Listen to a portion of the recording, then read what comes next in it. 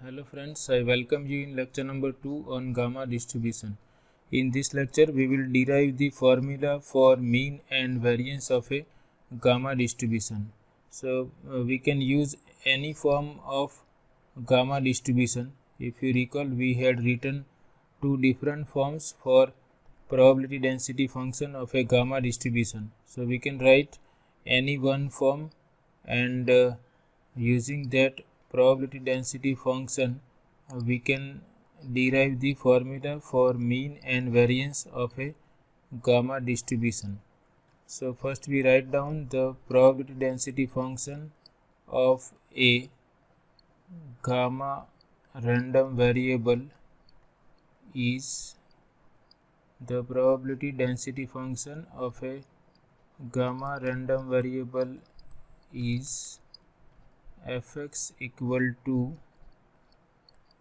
it is non-zero if x is positive and otherwise it is 0. So if x is greater than 0 we have non-zero terms and it is 0 elsewhere.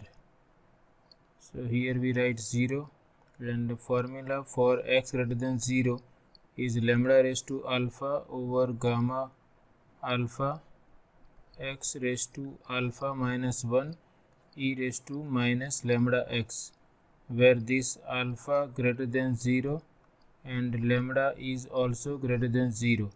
So I have written the PDF of gamma random variable which uses alpha and lambda.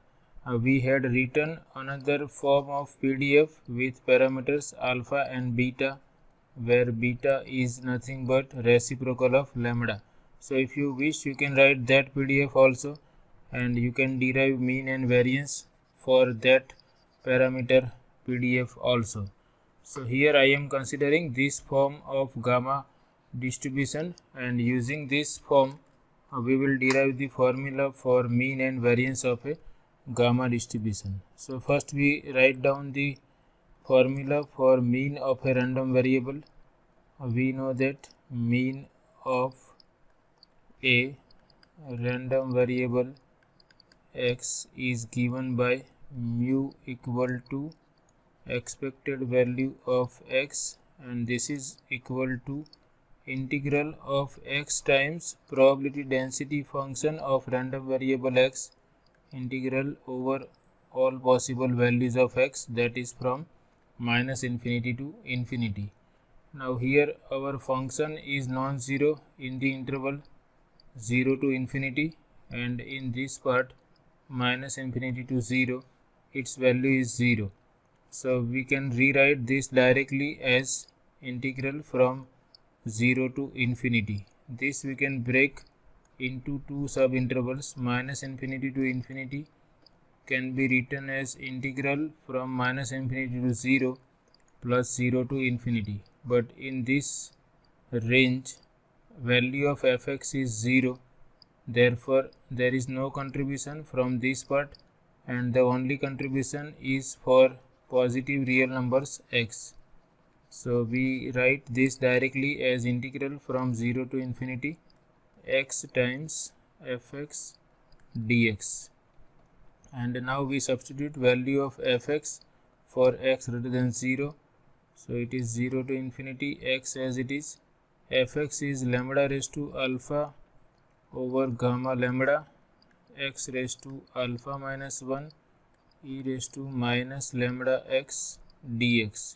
So we are writing this value of fx for interval 0 to infinity, so that we substitute here. Now this we can rewrite as, we can consider this term which is independent of x outside the integral, so that I write as lambda raised to alpha over gamma lambda integral from 0 to infinity, and here base is x, so we can combine these two terms, x to the power 1 and x to the power alpha minus 1, that is x to the power alpha times e raised to minus lambda x dx. This is we have obtained up to this step. Mu is given by this.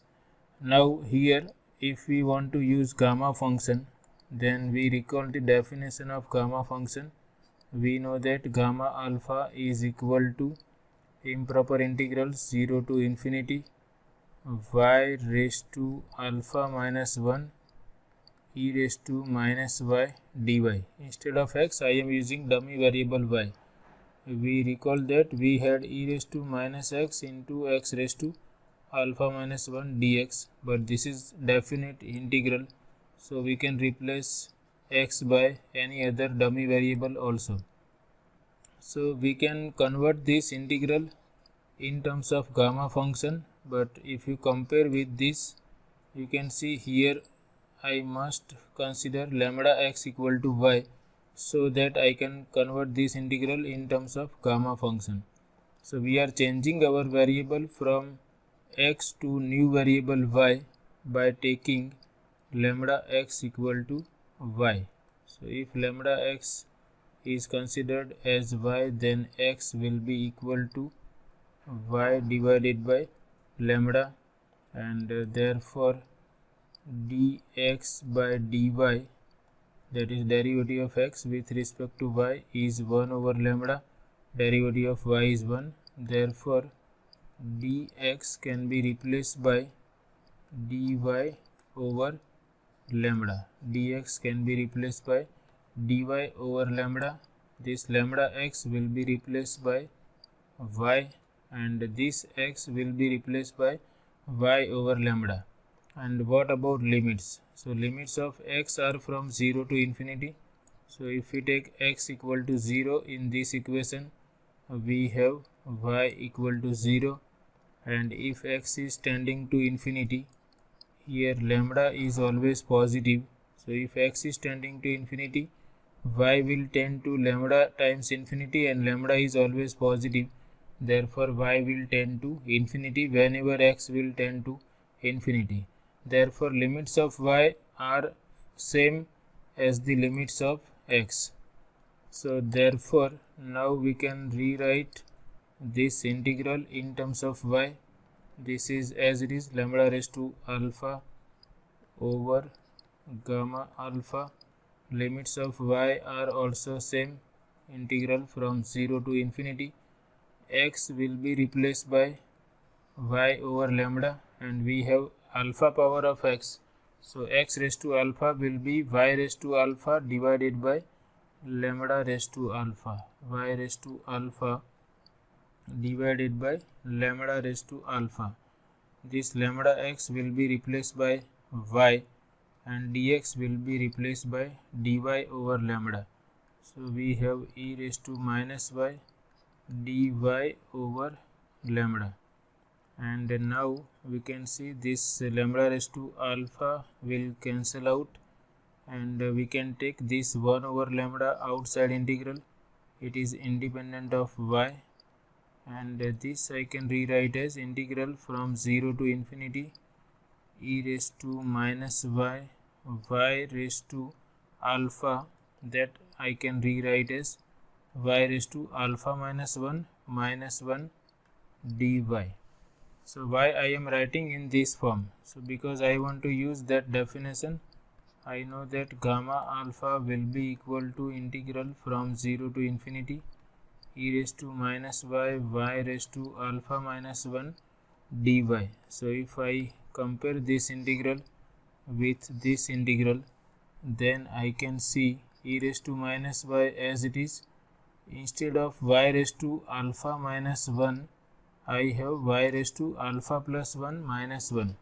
Now this integral is equal to gamma function of alpha, and if you compare these two terms, then this is going to be gamma function of alpha plus 1. So I can replace this by gamma alpha plus 1, because using the definition of gamma function. And if you recall, gamma alpha plus 1 can be rewritten as alpha times gamma alpha. I replace this by alpha times gamma alpha, and in the denominator we already have lambda times gamma alpha. So gamma alpha will cancel out, and we are left with alpha over lambda. Because alpha is positive, therefore gamma alpha is also positive, and hence we can cancel out. So what we have obtained? We have obtained that mean of a gamma random variable is alpha divided by lambda, where alpha is shape parameter and lambda is rate parameter. So we can write that mean of gamma distribution is alpha divided by lambda. Now to find out variance, I have to first write down or recall the formula of variance. It is given by expected value of x square minus square of expected value of x, that is square of mean, and we have to first decide this expected value of x square. So for that again we use that definition. We know that expected value of a function of random variable is obtained by integral of function hx times probability density function fx. So using this formula, we can write down the formula for expected value of x square. So here our function is square function, and this we can rewrite as minus infinity to infinity. We can compare in this way. H of x is capital X square, therefore h of small x is x square. So here I can write x square times fx dx, and again this I can write as a sum of two integrals, integral from minus infinity to 0 plus integral from 0 to infinity, but in minus infinity to 0 fx is 0, therefore we write directly integral from 0 to infinity fx dx. So now this I can rewrite again as I substitute value of fx for x greater than 0. It is lambda raised to alpha over gamma alpha x raised to alpha minus 1 e raised to minus lambda x dx. We are substituting value of fx for x positive, and now we consider the terms which are independent of x. We consider those terms outside this integral, and we combine this powers of x. Here base is same, so we can see x to the power 2 plus alpha minus 1, that is x to the power alpha plus 1 times e raised to minus lambda x dx. Now here again I have to use gamma function, therefore I have to change my variable, same thing as we did for mean. So for that here I consider lambda x equal to another variable y is used, so we consider u, therefore x equal to u divided by lambda, and therefore dx by du is 1 over lambda, and hence dx equal to du over lambda, and limits will remain as it is. When x is 0 we will have u equal to 0, and when x is tending to infinity, because lambda is positive, u will also tend to infinity, therefore expected value of x square is equal to now lambda raised to alpha over gamma alpha.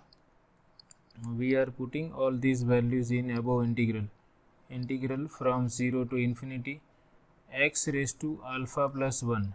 X is u divided by lambda, therefore we have u raised to alpha plus 1 divided by lambda raised to alpha plus 1. This is for x raised to alpha plus 1. E raised to minus u, we are replacing lambda x by u, so here I write e raised to minus u, and dx is du over lambda, that is 1 over lambda times du, and this as it is, limits of u are from 0 to infinity.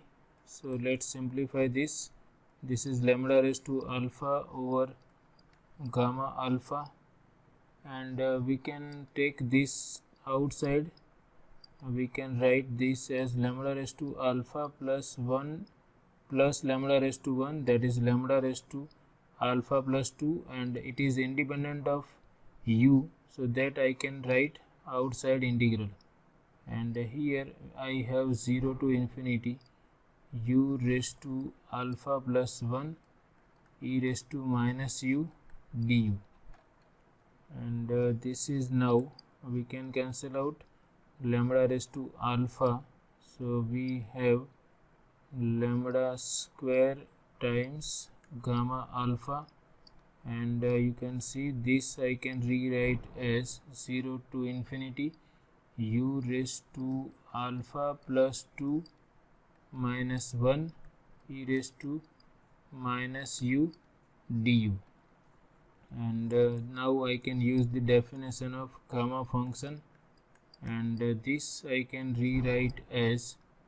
gamma function of alpha plus 2, and using the property of gamma function, or we can write one more step, we can rewrite alpha plus 2 as alpha plus 1, and here I have lambda square times gamma alpha, and if we use this property, gamma function of alpha plus 1 can be written as alpha times gamma alpha.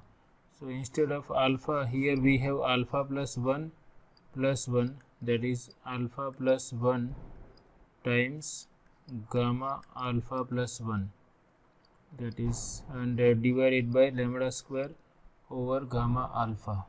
Now again I can replace gamma alpha plus 1 by alpha times gamma alpha, that will cancel out gamma alpha in the denominator, these two will cancel out, and therefore we have obtained that expected value of x square is alpha plus 1 times alpha divided by lambda square. So this we have obtained expected value of x square, and now we are able to write down variance of gamma distribution or variance of a gamma random variable. It is equal to expected value of x square minus square of expected value of x. Expected value of x square is now alpha times alpha plus 1 over lambda square. Expected value of x is alpha divided by lambda, that we have obtained here.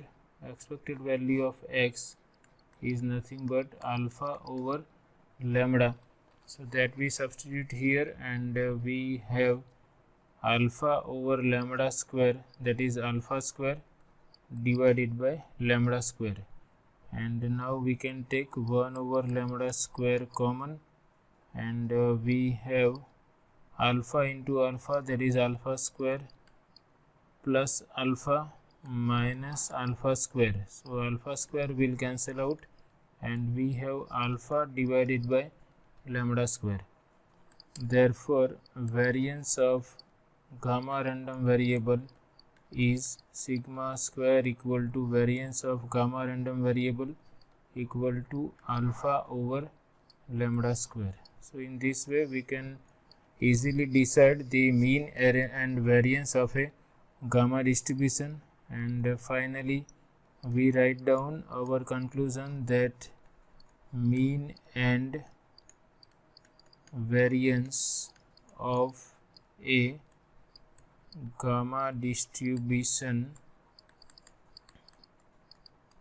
are mu equal to alpha over lambda, and variance is sigma square equal to alpha over lambda square. So we will remember these two formulas for mean and variance of a gamma distribution, because in some problems we will require these two formulas. Now if someone is interested in using that PDF in terms of parameters alpha and beta, where beta is 1 over lambda, so if someone uses that PDF, then the mean of gamma distribution, which is given in terms of alpha and beta, will be equal to alpha times beta, and variance will be equal to alpha times beta square, because we can replace 1 over lambda by beta to convert given PDF, which is in terms of alpha and lambda, in terms of alpha and beta. So if we have this alpha and lambda parameter definition of gamma distribution, then mean is alpha over lambda, variance is alpha over lambda square. And if we have this type of parameters alpha and beta, then mean is given by alpha times beta, and variance of gamma distribution is given by alpha times beta square. So in this way we can easily derive the formula for mean and variance of a gamma distribution. We are just using definition of gamma function and that property of gamma function, which is gamma alpha plus 1 equal to alpha times gamma alpha. This we are using, and we are using definition of gamma function, which is gamma alpha equal to 0 to infinity e raised to minus y raised to alpha minus 1 dy. And with the help of these definitions we are able to decide mean and variance of a gamma distribution. So we conclude with this session, and in upcoming sessions we will be discussing problems or examples related to gamma distribution. We will explain how to calculate probabilities using gamma distribution. So this is all about this session. I hope you like it. Thanks for watching.